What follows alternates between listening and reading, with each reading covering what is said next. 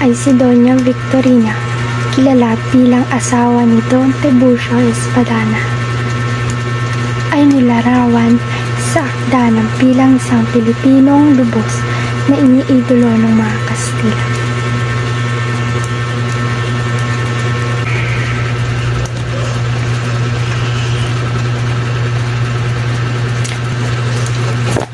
Ay naku, ang daming tao, ang gulo-gulo.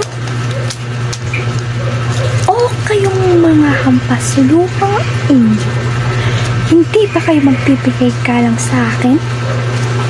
Ako ba ay hindi niyo nakikilala?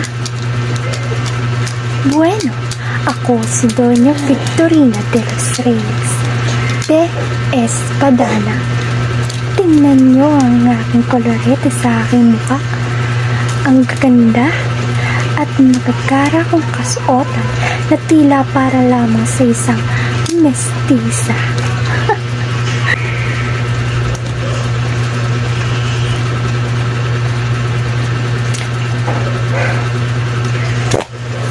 Ay naku, baliktad.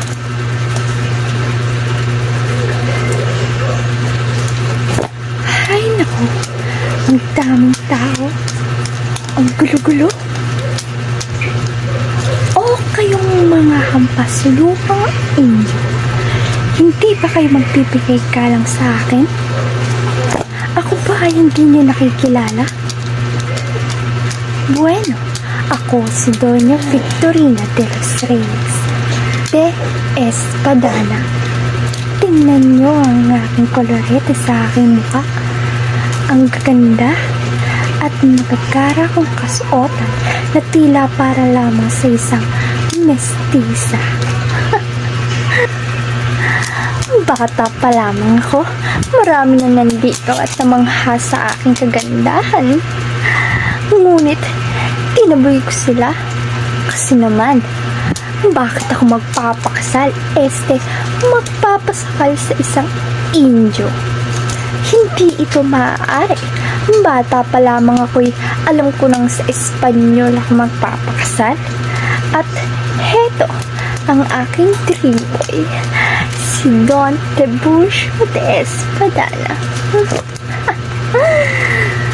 At alam niyo ba, isang araw, napadaan kami sa bahay ng isang alperes at nagkataon namang nandun si Doña Consolacion. Abay, bigla ba namang sumimangot at dumura sa harap ko? Napakawalang modo. Cuevo error, no si puede.